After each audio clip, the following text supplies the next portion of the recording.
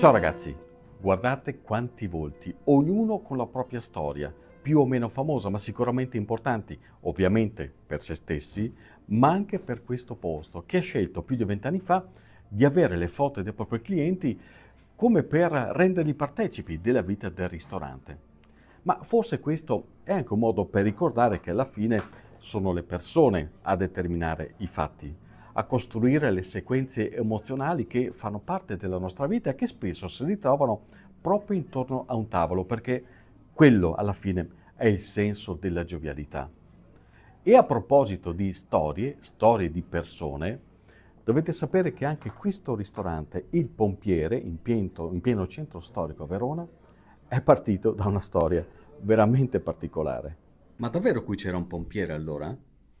Qui c'è stato un pompiere, sì, c'è stato un pompiere che ha aperto questo locale, dopo la seconda guerra mondiale era andato in pensione e per sopravvivere proponeva bicchieri di vino e accompagnati da quello che trovava e da quello che riusciva a proporre, che poteva essere un panino col salame, poteva essere polenta e soppressa, poteva essere la pasta e fagioli, il cotechino con le lenticchie, cioè le cose che riusciva a procurarsi, ecco. E si chiama Pompiere questo locale perché il pompiere non aveva dato nessun nome al locale e gli avventori che venivano qua dicevano andiamo dal pompiere, alla fine è rimasto il pompiere. Ed è rimasto anche quello spirito di accoglienza genuina, semplice, anche nei sapori, mi pare, no? Sì, assolutamente sì. Cioè, la cucina che voglio fare io è una cucina semplice, che non vuol dire che sia facile comunque, dove la materia prima deve essere di qualità, dove i prodotti che trovo, le verdure, la carne, tutte le cose che uso sono prodotti che seleziono io. Non è vero che la storia si scrive soltanto con i grandi fatti, perché per la maggior parte del tempo è fatta di una serie, una successione di eventi grandi e piccoli che caratterizzano la nostra vita.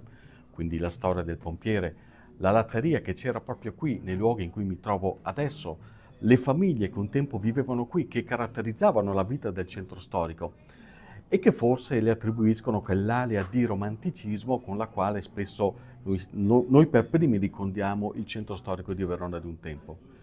Ma Marco, quell'alia romantica, ha deciso di farla rivivere attraverso i piatti che sono molto legati alla tradizione veronese. E quindi questa è una scelta ben precisa. Hai un piatto a cavallo di battaglia?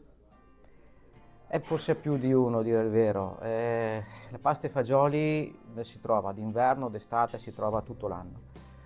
La guancia brasata nell'amarone è un altro piatto che non si può farne a meno. Il fegato alla veneziana è un altro piatto che non si può più sostituire dal menù. I piatti che poi possiamo trovare sono i piatti dove si usano le verdure di stagione, perché per me sono molto importanti le verdure di stagione. E in questo momento facciamo il risotto con gli asparagi bianchi. Perché hai voluto impostare la tua cucina in maniera così decisa sulla tradizione? E io ci credo nella tradizione e la nostra tradizione è da dove veniamo, quello che siamo e quello che non dobbiamo dimenticare. Noi ce l'abbiamo nel DNA, questa cucina. In quello che Marco propone non c'è soltanto la voglia di ricordare fine a se stessa. I sapori della tradizione infatti sono il frutto di un'evoluzione gastronomica profonda, antica, che arriva da lontano e quindi molto lontana, direi antitetica rispetto alla tendenza appiattente dei sapori internazionali, soprattutto quando parliamo di fast food, diciamocelo chiaramente. E quindi chi fa il suo mestiere probabilmente sa di avere anche una mission, che è quella di preservare un patrimonio importante che arriva dai nostri nonni, dalle nostre nonne e ancora prima. La globalizzazione assolutamente non aiuta, anzi bisogna cercare di tenersi ben saldi a quello che noi siamo, perché altrimenti diventiamo nessuno. Ed è difficile mantenersi integri. No, non è difficile secondo me, basta volerlo. E poi vedo un riscontro nelle persone che vengono da me enorme, fantastico, che mi dà una soddisfazione enorme proprio. Le persone vogliono la tradizione, vogliono la genuinità, la cercano veramente. Il fegato alla veneziana è un piatto che si trova anche poche volte in giro. La tradizione nostra, della nostra trattoria, è una tradizione che le persone vogliono ancora assolutamente. Gli stranieri che vengono a Verona vogliono una tradizione, gli italiani che vengono a Verona vogliono una tradizione. I veronesi mangiano la tradizione perché i piatti nostri sono piatti buoni. Ad esempio, partiamo dai salumi. Partiamo dai salumi. È il vostro tratto distintivo? Sì, assolutamente sì. E da pochi anni a sta parte ho inserito qualche altro antipasto, ma per 20 anni alla trattoria Pompiere il nostro antipasto erano solamente i salumi. Salumi serviti con pane caldo, giardino di verdure. Salumi italiani,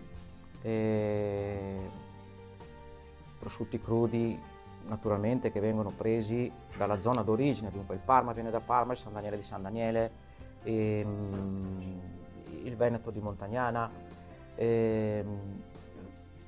solo salumi italiani e di qualità, perché la ricerca per noi è sempre stata una cosa fondamentale. Ricercare il produttore, ricercare il prodotto.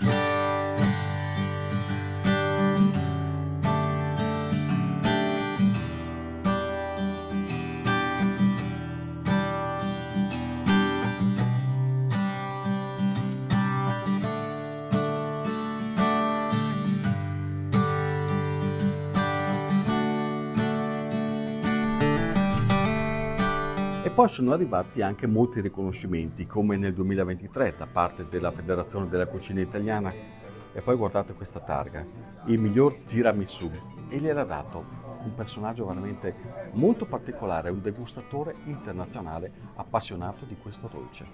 Questo è un regalo di un amico alla fine. Frank Haggerty è la persona che mi ha portato questo riconoscimento, questa targa. È un amico, è una persona di Dallas, nel Texas, è una persona che per motivi di lavoro gira in tutto il mondo ed è appassionatissimo di tiramisù, a tal punto che assaggia e mangia come unico dolce il tiramisù e organizza anche delle gare del tiramisù in azienda da lui. Secondo lui il più buono che abbia mai mangiato è il mio e per questo dopo un po' di anni mi ha portato questa targa di riconoscimento ed è per me un motivo di orgoglio anche alla fine. E perché è buono? È buono perché è fatto come è sempre stato fatto il tiramisù. Poi ci sono diverse varianti, ma quelle le lascio agli altri. Il mascarpone deve essere buono per fare la crema del tiramisù, i savoiardi bagnati nel caffè e il cacao sopra.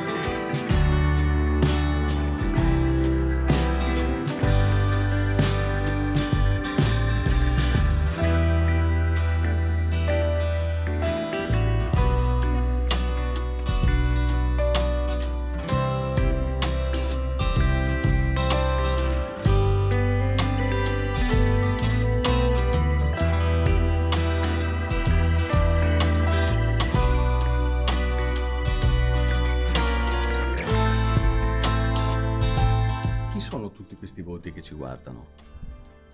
Allora, questi volti, una gran parte sono una raccolta dei fratelli Bassotto, due fotografi veronesi, adesso anche abbastanza anziani, e abbiamo chiesto all'inizio, quando abbiamo aperto, di poter usare delle loro foto per farci dei quadri per l'arredamento del ristorante.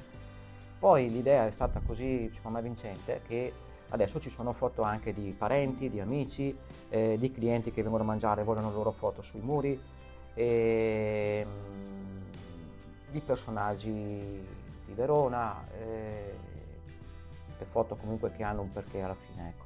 La cosa bella è che quando vengono qua dicono ma chi è questo, ma chi è quello, cercano di capire anche chi sono, se riconoscono le persone che sono attaccate, che sono nei quadri.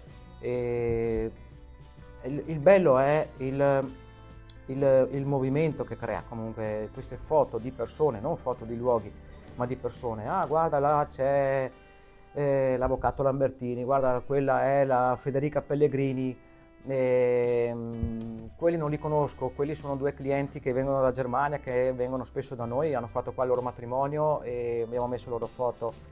Ognuno ha una storia, ognuno ha insomma. una storia, sì. Chi viene qui quindi come deve andare via poi? Cosa si deve portare via del tuo locale? Deve portarsi via, alla fine porta via un po' di me. Questo è quello che porta via un po' quello che sono io, un po' l'ambiente che col tempo sono riuscito a creare insieme con i miei ragazzi, che ormai da anni che lavoriamo insieme, siamo una famiglia, tra virgolette, siamo più qua che non a casa di sicuro. Dunque portano via un po' di Verona e un po' di Marco.